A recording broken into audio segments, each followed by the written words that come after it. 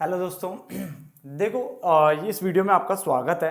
इस वीडियो में मैं आपके साथ 21 यानी 21 ऐसे क्वेश्चनों की बात करने वाला हूं जो कि मोस्ट इंपॉर्टेंट है और आपको इनको पढ़ना चाहिए। ठीक है ना। अगर आप इनको पढ़ते हो तो आपके काफी अच्छे मार्क्स आ सकते हैं।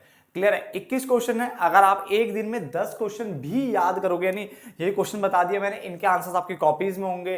कॉपी में नहीं तो नेट पे ढूंढ लो, कोई दिक्कत नहीं। ठीक है, जिनके पास अगर कॉपी नहीं है तो। और ये एक दिन में अगर 10 क्वेश्चन, सिर्फ 10 क्वेश्चन याद करना कोई बड़ी बात नहीं है। 1 घंटे का काम होता है, आधे घंटे, 1 घंटा, ज्यादा से ज्यादा 2 घंटे लगा लो। तो अगर एक दिन में 10 करते हो तो 2 दिन में क्या है, पूरी की पूरी इंडियन इकोनॉमिक्स आपकी याद हो सकती है। ऐसे ही फिर मैं आपको मैक्रो की भी दूंगा, यानी समष्टि अर्थशास्त्र की भी क्या दूंगा, वीडियो दूंगा आपको। क्लियर है। तो 21 क्वेश्चन मैं बताने वाला हूं, काफी मोस्ट इंपोर्टेंट क्वेश्चंस है। इन क्वेश्चनों को देखो, 19 क्वेश्चन तो मैंने ऐसे दिए हैं जो कि आपको इस टाइप में लिखे हुए मिल जाएंगे। 19 क्वेश्चन ऐसे होंगे। 20वां क्वेश्चन आपका डिफरेंस सेक्शन होगा और 21वां क्वेश्चन शॉर्ट नोटिस वाला क्वेश्चन होगा, मतलब सॉरी शॉर्ट नोट वाला क्वेश्चन होगा। ठीक है ना, शॉर्ट नोट। तो इस टाइप से हमें इसको करना है 21 क्वेश्चन। और फटाफट से नोट डाउन करिए, अपने दोस्तों को भी वीडियो आप भेज सकते हो। ठीक है, ताकि उनको भी क्या इन क्वेश्चन के बारे में पता चल सके। डन। तो सबसे पहला क्वेश्चन जो हमारा है वो देखो, काफी इंपॉर्टेंट क्वेश्चन आज के टाइम में। जैसे मैंने कहा ना, रशिया यूक्रेन की लड़ाई चल रही है और काफी ज्यादा बहुत सारे देशों के बीच में लड़ाई झगड़ा एंड ऑल चलने पे लगा हुआ है। तो ऐसे केस में एक क्वेश्चन बन सकता है, बड़ा प्यारा सा, कि क्षेत्रीय और आर्थिक समूह क्यों बनाए जाते हैं। क्षेत्रीय और आर्थिक समूह क्यों बनाए जाते हैं, या इसको इस तरह से भी लिखा जा सकता है, ऐसे कौन से विभिन्न तरीके हैं जिसके द्वारा देश घरेलू अर्थव्यवस्था को मजबूत करने का प्रयास कर रहे हैं। यानी वो कौन कौन से तरीके हैं जिसके द्वारा जो देश होती कंट्रीज हैं वो अपने आप को स्ट्रेंथन यानी अपने आप को मजबूत करने की कोशिश कर रहे हैं। तो इसमें जो बोला जाता है, वैसे देखो और भी बहुत सारे पॉइंट्स हैं, बट मैं कुछ बता देता हूं। जैसे आपने सुना होगा सार्क, आपने ASEAN, NATO, BRICS, European Union. ठीक है ना। जैसे हम नाटो में आपके काफी सारे देश, आजकल जो लड़ाई चल रही है उसमें आपको पता ही है, नाटो काफी ज्यादा हो रखा है। और नाटो का मतलब क्या होता है कि जैसे मान लो उसमें 19-20 मेंबर जितने भी हैं, अगर आप किसी एक पे भी हमला करते हो तो वो 19 के 19 आपको पीटने आ जाएंगे एक तरीके से। मतलब वो 19 के 1 हो जाएंगे और वो सोचेंगे हम सब पे आक्रमण किया आपने। आप अगर एक को छुओगे तो वो सारे आपके ऊपर अटैक करने आ जाएंगे। क्लियर है। तो इसी टाइप से इकोनॉमिक ग्रुपिंग्स की जा रही है। जैसे ब्रिक्स हो गया, ये हो गया ब्राजील, रशिया, इंडिया, चाइना और साउथ अफ्रीका का कॉम्बिनेशन है। सार्क है, south Asian association of regional ऐसे कुछ काउंसिल करके जो भी है। ठीक है, ऐसा कुछ यहाँ पे बना हुआ है। यूरोपियन यूनियन हो गया। तो इनके बारे में आपको पता होना चाहिए, ये क्यों होता है, क्यों करते लोग बाग, सॉरी देश ऐसा क्यों करता है, ये आपको अच्छे से पढ़ना है। क्लियर है। ये आपको सीधे सीधे मिल जाएगा, नेट पे भी मिल जाएगा, कॉपी में भी मिल जाएगा। डन। नंबर 2 जो क्वेश्चन बनता हमारा, वो कृषि क्षेत्र में ठहराव या स्थिरता के मुख्य कारण क्या है। यानी जो आपका एग्रीकल्चर सेक्टर है वो स्टैग्नेट हो रहा है, स्टैग्नेशन का दिक्कत है उसमें। तो ऐसा क्यों है, उनके पॉइंट्स लिखने हैं। बेसिक सा क्वेश्चन है आपका। ठीक है, ये आपको पहले चैप्टर में मिल जाएगा और एग्रीकल्चर वाले चैप्टर में मिल जाएगा। ठीक है, क्योंकि वहां लगभग पॉइंट सिमिलर ही है लगभग। ठीक है ना। उसके बाद हम आगे बढ़ते हैं। भारत में श्रम बल भागीदारी दर, जो श्रम लेबर फोर्स जो पार्टिसिपेशन रेट यानी श्रम बल भागीदारी दर जो है वो बहुत क्या है, कम है। और श्रम बल जो भागीदारी दर है उसको बढ़ाने का आप के लिए आप क्या सुझाव देंगे, यानी आप बताओ, अपने उपाय बताओ किसके द्वारा हम लेबर फोर्स पार्टिसिपेशन रेट को बढ़ा सकते हैं। क्लियर हो गया। ये आपके हो गए आपके 3 क्वेश्चन। ठीक है, नोट डाउन करते रहिए साथ साथ में। देन आपका चौथा क्वेश्चन आता है, कृषि क्षेत्र में लागू किए गए भूमि सुधारों, जिसको भू सुधार भी बोलते हैं, लैंड रिफॉर्म्स, उसके प्रकारों की व्याख्या कीजिए, उसके बारे में बताइए। ठीक है, लैंड रिफॉर्म्स के बारे में आपको बताना पड़ेगा। मोस्ट आईएमपी बन जाता है क्वेश्चन अपने आप में। ठीक है, लघु उद्योग यानी स्मॉल स्केल इंडस्ट्रीज क्या होती है, उसकी भूमिका क्या है, रोल्स क्या है, समस्याएं क्या है, वो सब आपको पता होना चाहिए। देन उसके बाद पंचवर्षीय योजना के दीर्घकालीन उद्देश्य क्या है, ये 5 ईयर प्लान वाला जो चैप्टर है आपका। ठीक है, उसी का स्टार्टिंग का कॉन्सेप्ट है कि पंचवर्षीय योजना के दीर्घकालीन उद्देश्य क्या है। उसके अलावा विमुद्रीकरण यानी डीमोनेटाइजेशन क्या होता है। ठीक है, और अर्थव्यवस्था पर इसके प्रभाव को समझाइए। इसके साथ साथ आपसे यह भी पूछा जा सकता है कि जो डीमोनेटाइजेशन था वो सही था, जो इंडिया में किया गया था, क्या वो सही था या नहीं था। डीमोनेटाइजेशन के साथ साथ मैं आपको एक चीज बता दूं, जिस तरह से आप डीमोनेटाइजेशन हो गया, जीएसटी हो गया, अभी ये श्रीलंका के क्राइसिस में यूक्रेन और उसका रशिया फाइट लड़ाई वड़ाई चल रहा है। ठीक है ना, पाकिस्तान में जो जिस तरह से इन्फ्लेशन आ रखा है, जो मतलब इकोनॉमी में जो मतलब जो तुम्हें पता होना चाहिए, इस बारे में नॉलेज होनी चाहिए। तो इस टाइप के क्वेश्चन बन सकते हैं जो कि आजकल करंट में चल रहे हैं। तो पूछ सकते हैं कि अगर ऐसा कुछ होता है तो उसके लिए आप क्या उपाय दोगे, या क्यों हो रहा है, समथिंग दिस दैट आपसे पूछा जा सकता है। तो थोड़ा एक्टिव रहना, जो आज जैसे कोरोना हो गया, कोरोना के ऊपर भी क्वेश्चन बन सकता है ना। थोड़ा एक्टिव होना चाहिए इन चीजों में। तो ये पहले आपके 7 क्वेश्चन ये हो गए। अब बाकी मैं 14 क्वेश्चन अभी आपके सामने लिख के दे रहा हूं, फटाफट से नोट डाउन करिए आप। अब आगे क्वेश्चन देखिए जरा। क्वेश्चन नंबर 8, क्वेश्चन नंबर 8 क्या है, औद्योगिक नीति प्रस्ताव 1956 क्या था। इसमें एक चीज याद रखना कि जो औद्योगिक नीति प्रस्ताव था वो पहले वाला था 1948, अगर फर्स्ट बोलेगा तो 1948 और अगर बाद वाला बोलेगा तो 1956, नॉर्मली ये वाला पूछेगा, ठीक है ना। और इसके उद्देश्यों की व्याख्या कीजिए, इसके उद्देश्यों की व्याख्या कीजिए, ठीक है। तो पहले वाला 1948 और दूसरा वाला 1956। क्लियर हो गया, तो ये आपको याद रखना है इस क्वेश्चन को अच्छे से। उसके अलावा कृषि विविधीकरण क्या है, एग्रीकल्चरल डाइवर्सिफिकेशन क्या है, और कृषि विविधीकरण की आवश्यकता क्यों होती है ये बताओ। मैं दोबारा बोल रहा हूं, आपको क्या करना है बेटा, 10 क्वेश्चन, ठीक है ना। अच्छे बच्चे हो, अच्छे दोस्त हो मेरे, तो आप 10 क्वेश्चन, स्टार्टिंग के 10 क्वेश्चन यहां तक, ठीक है, इनको कल ही याद कर लेना, ठीक है। या जैसे आप इसको देखते हो तुरंत 10 याद कर लो और 10 उसके बाद अगली क्लास में कर लो। तो इसको 2-3 बार रट्टा मार लोगे ना तो ये बिल्कुल अच्छे से तुम्हारे पेट में ना बिल्कुल अच्छे से आ जाएगा, ठीक है। जैसे कहते हैं खाना पच जाता है, बिल्कुल वैसे ही, बिल्कुल आप 2-3 बार पढ़ लो इनको, 10 आज 10 कल, खत्म हो गया, ठीक है। एक एक्स्ट्रा अगले दिन डाल देना, एक क्वेश्चन बच रहा है ना तो अगले दिन डाल देना, है ना।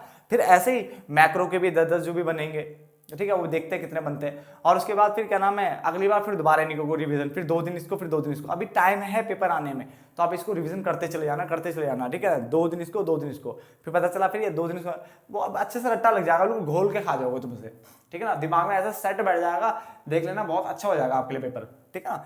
चलो, उसके बाद क्या लिखा है कि कृषि विपणन किसे कहते हैं, एग्रीकल्चरल मार्केटिंग किसे कहते हैं, और कृषि विपणन से संबंधित समस्याएं क्या होती है, कृषि विपणन प्रणाली में सुधार के लिए सरकार द्वारा अपनाए गए उपायों की व्याख्या कीजिए, यानी सरकार ने क्या क्या उपाय किए।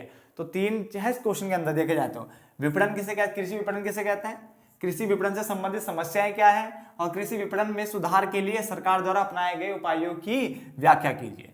फिर अगला है रोजगार सृजन में क्या समस्याएं हैं, ठीक है, रोजगार सृजन में क्या समस्याएं हैं, भारत में बेरोजगारी को कम करने के लिए सरकार द्वारा अपनाए गए, ठीक है, क्या चीज, नीतियां क्या है। तो रोजगार बेरोजगारी के ऊपर क्वेश्चन आ सकता है, बहुत ज्यादा इंपॉर्टेंट बन रहा है टॉपिक, ठीक है ना। इसके अलावा इस टाइप में अगर चाहे तो ये भी पूछ सकता क्वेश्चन कि वर्तमान परिस्थितियों को ध्यान में रखते हुए या वर्तमान परिप्रेक्ष्य, ठीक है, यही पढ़ता है इसको, ठीक है, में रोजगार नीतियों में किन परिवर्तनों को शामिल किया जाना चाहिए आपके हिसाब से इन द प्रेजेंट कॉन्टेक्स्ट को ध्यान में रखते हुए, वर्तमान परिस्थिति को ध्यान में रखते हुए आपको क्या लगता है कि जो एम्प्लॉयमेंट पॉलिसी है उसमें क्या चेंजेस करने चाहिए, बस भाई क्या क्या नए नए चेंजेस करने चाहिए। तो वो क्वेश्चन इस टाइप में भी आ सकता है।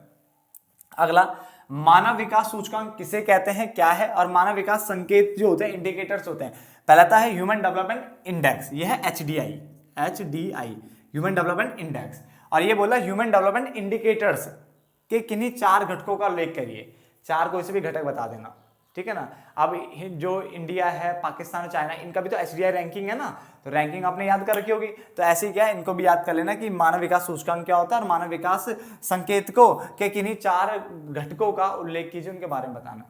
चलो, फिर अब भारत, चीन और पाकिस्तान के अपने अपने जो विकास पथ है, ठीक है, के लिए वो क्या समान रणनीतियां अपना रहे हैं, ठीक है, क्या समान विकास रणनीतियां अपना रहे हैं, उनके बारे में कि जो विकास पथ है उसके लिए क्या वो रणनीतियां अपना रहे, इससे रिलेटेड क्वेश्चन आ सकता है आपके लिए डेवलपमेंट स्ट्रेटजीज के ऊपर, ठीक है ना। और भारत में मानव पूंजी निर्माण की मुख्य समस्याएं क्या है, भारत में जो मानव ह्यूमन कैपिटल फॉर्मेशन है उसके लिए क्या दिक्कतें खड़ी हो रही है, क्या प्रॉब्लम्स है वहां पे, समझ में आ गया। तो 14 क्वेश्चन ये हो गया आपके। अब आपके रहते हैं सिर्फ 7 क्वेश्चन और, डन, फटाफट से नोट डाउन करिए भी।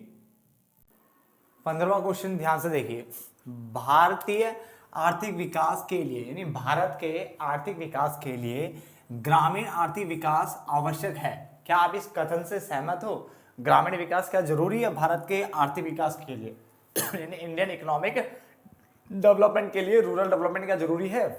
अगला, सतत, जिसको धारणीय भी कहते हैं, विकास क्या होता है, और सतत विकास का पर्यावरण पर क्या प्रभाव पड़ता है, इसका पर्यावरण पर क्या प्रभाव पड़ता है, ये आपका 16वां क्वेश्चन था। देन उसके बाद 17वां क्वेश्चन, जो सार्वजनिक क्षेत्र के उपक्रम, ठीक है ना, उपक्रम लाभ कमा रहे हैं, यानी जो पब्लिक सेक्टर अंडरटेकिंग्स है, यानी PSUs, ठीक है ना, जो लाभ कमा रहे हैं उनका निजीकरण कर देना चाहिए, ठीक है। क्या आप इस कथन से सहमत हैं, और है तो क्यों, नहीं है तो भी क्यों, ठीक है, आप हो या ना हो उसके साथ में रीजन देना पड़ेगा, ठीक है ना।